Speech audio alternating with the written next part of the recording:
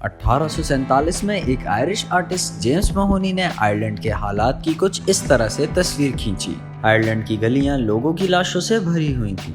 माएँ अपने भूखे बच्चों को सीने से लगाए रोटी के चंद टुकड़ों के लिए भीख मांग रही थीं। हर तरफ गरीबी, भूख, मायूसी और मौत के साए मंडला रहे थे।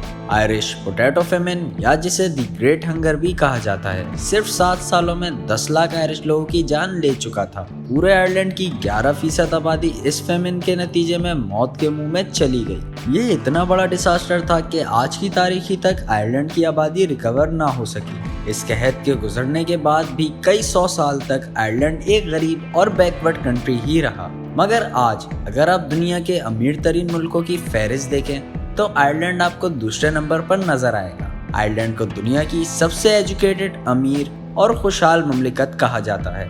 आयरलैंड की मईशत इतनी तेजी से बढ़ रही है कि चंद सालों में आयरलैंड दुनिया का अमीर तरीन मुल्क बन जाएगा। लेकिन आयरलैंड के पास ना तो नॉर्वे और कतर की तरह ट्रिलियंस ऑफ डॉलर के ऑयल रिजर्व्स हैं, ना ही उसकी आबादी सिंगापुर या किसी ऐसे मुल्क की तरह छोटी है, और ना ही उसे स्विट्जरलैंड की तरह कोई तारीखी फायदा मिला है। तो फिर ये इतनी बड़ी तब्दीली कैसे आई? भूख और मौत के साए से निकलकर आज आयरलैंड इतना अमीर कैसे बन गया? आइए जानते हैं दस्तावेज चैनल की इस वीडियो में। तो नाजरीन, चलते हैं 19वीं सदी में, जब आयरलैंड में जिंदगी इंतहाई मुश्किल थी। उस वक्त आयरलैंड ब्रिटिश एम्पायर के कंट्रोल में था, जो उसे अच्छा खासा इस्तेमाल करती थी। आयरलैंड के लोगों को सेकंड क्लास सिटीजन्स के तौर पर ट्रीट किया जाता था। आयरलैंड की 90% मईशत एग्रीकल्चर पर इन्हिसार करती थी, और आयरलैंड की तकरीबन 80% ज़मीन पर एक ही चीज़ उगाई जाती थी, और वो थी पोटैटो, जिसे हम आलू भी कहते हैं। 17वीं सदी में आयरलैंड पोटैटो कल्टीवेट करने वाला यूरोप का पहला रीजन था।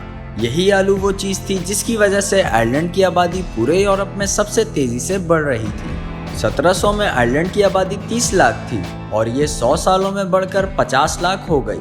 और फिर कहत आने से पहले 1886 में आयरलैंड की आबादी 80 लाख तक जा पहुंची, और इसकी एक वजह थी, और वो थी आलू। आलू की 1 एकड़ की फसल और गाय का दूध एक पूरी आयरिश फैमिली को पालने के लिए काफ़ी था, क्योंकि ये बड़ी आसानी से कहीं भी उगाया जा सकता था, और वो भी काफ़ी बड़ी मिकदार में। तो ये बहुत जल्द आयरलैंड की हर फैमिली का मेन फूड सोर्स बन गया, और यही चीज़ आयरलैंड के लिए एक बहुत बड़ा खतरा बनने वाली थी। आयरलैंड की सारी आबादी एक खाने पर डिपेंडेंट हो चुकी थी, और इसीलिए जब आयरलैंड में कहत पड़ा और आलू की फसलें तबाह होना शुरू हुई, तो लाखों के हिसाब से लोग मरना शुरू हो गए। आप लोगों को शायद अंदाजा नहीं है कि ये कितनी बड़ी ट्रेजेडी थी, और अभी तक आयरलैंड इसके इफेक्ट से बाहर नहीं निकल सका।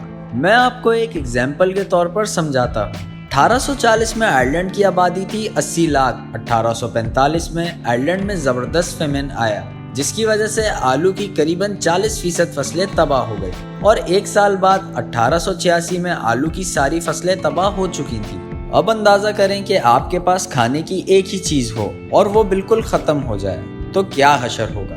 इस सारे अरसे में ब्रिटिश एम्पायर ने आयरलैंड की बिल्कुल भी कोई मदद नहीं की। सिर्फ 10 सालों में 1845 से 1855 के दरमियान आयरलैंड की आबादी में से 30 लाख लोग कम हो गए। इस 30 लाख में से 10 लाख लोग भूख और बीमारी से मर चुके थे, जबकि बाकी 20 लाख लोग आयरलैंड छोड़ के अमेरिका की तरफ भाग गए। और इतनी बड़ी इमिग्रेशन अमेरिकन हिस्ट्री में कभी नहीं हुई थी, और इसीलिए 1860 में अमेरिका में 81% इमिग्रेंट्स आयरिश थे। ये इतना बड़ा लॉस था कि 200 साल गुजारने के बावजूद अब तक आयरलैंड इस पॉपुलेशन गैप को दोबारा फिल नहीं कर सका। इसीलिए आयरलैंड यूरोप और दुनिया का वो अकेला मुल्क है जिसकी कुल आबादी 1840 की आबादी से बहुत कम है।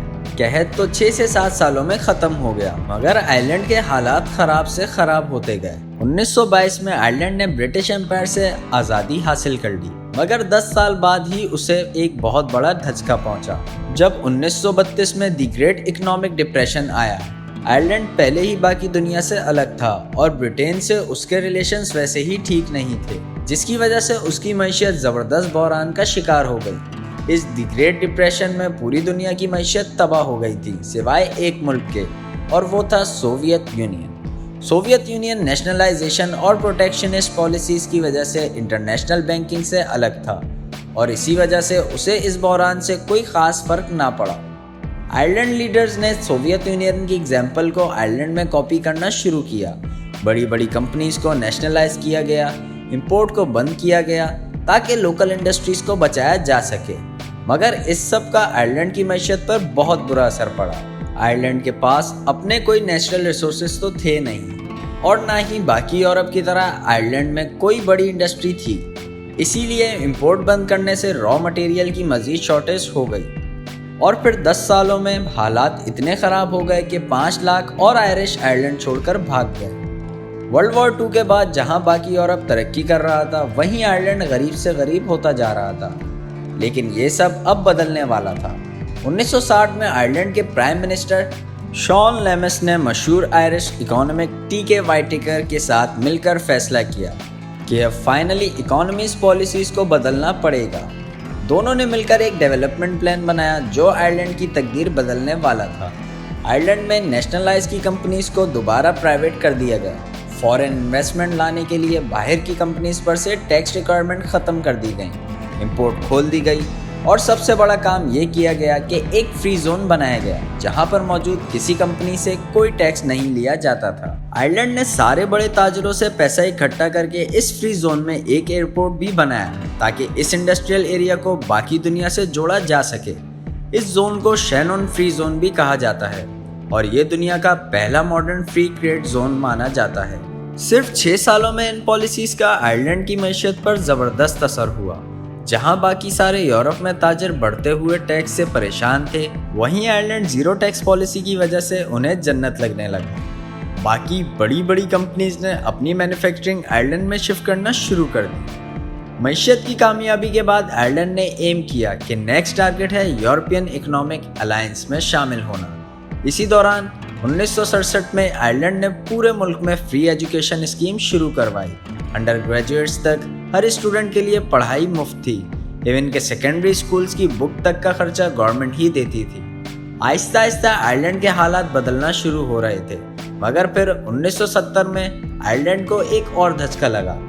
1970 में अरब इसराइल वॉर के बाद लगने वाली ऑयल सैंक्शंस की वजह से यूके और पूरे वेस्टर्न वर्ल्ड की इकोनॉमीज बुरी तरह हिल गईं।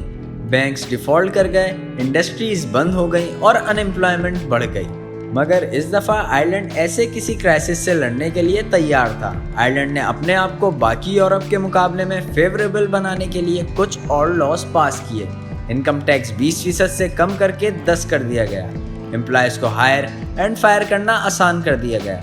जहां बाकी यूरोप में बिजनेसेस में किसी भी एम्प्लॉय को निकालने के लिए एडवांस सैलरीज और नोटिस पीरियड जैसी रिक्वायरमेंट पूरी करनी पड़ती थी, वहीं आयरलैंड में ऐसी सारी रिक्वायरमेंट हटा दी गई और इसके नतीजे में कंपनीज की नज़र में आयरलैंड एक बिजनेस फ्रेंडली कंट्री के रूप में सामने आने लगा। अगले 20 सालों में बहुत सी कंपनीज आईं और उसकी वजह से आयरलैंड में बहुत ज़्यादा जॉब्स क्रिएट होना शुरू हो गई।